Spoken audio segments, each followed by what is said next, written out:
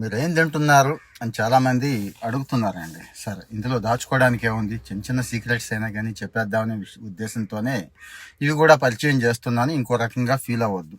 జొన్న అండి, జొన్న అన్నం రాత్రి వండేసి, అంటే నిన్న పొద్దున్న నానబెట్టి నిన్న రాత్రి వండేసి కాస్త పెరుగులో తోడేసేసి ఉదయాన్నే తాలింపు వేసుకుంటే ఇక దాన్ని మించింది లేదండి. సాయంత్రం దాకా ఎంత ఎనర్జీ కావాలంటే అంత ఎనర్జీ ఉంటుంది.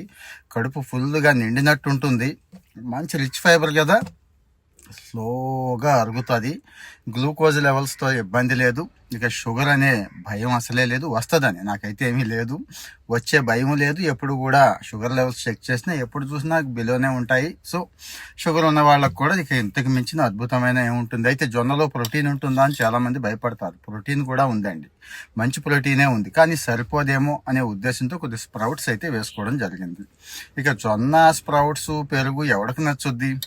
అందుకే చక్కగా నిమ్మకాయ పచ్చడి ఉంటుంది కదండి, దెబ్బకాయ పచ్చడి, నిమ్మకాయ పచ్చడి, లేకపోతే ఆవకాయ పచ్చడి, ఏది ఉంటే అది మంచిదేనండి. అది విటమిన్ సి కదా, మంచి రోగనిరోధక శక్తి కూడా.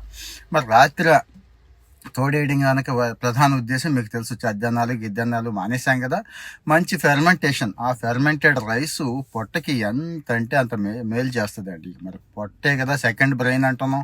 ఆ పొట్ట హ్యాపీగా హెల్దీగా ఉంటే బ్రెయిన్ షార్ప్గా పనిచేస్తూ ఉంటుంది. చక్కగా ఆలోచించగలుగుతాం, చక్కగా మాట్లాడగలుగుతాం. ముందు ఈ వేసవకాలం కాస్త ఒంటిని బుర్రని కూడా కూల్గా ఉంచుద్దండి. ఇదే చద్దన్నానికి స్టార్ హోటల్స్లో పేరు పెట్టేసి ప్లేట్ ఎంతో తెలుసా? 500, 1000 రూపాయలు ఉన్నాయి. కావాలంటే మీరు చెక్ చేసుకోండి. సో మరి 10 రూపాయలతో అయిపోయేదానికి ఈ స్టార్ హోటల్స్ ఎందుకు?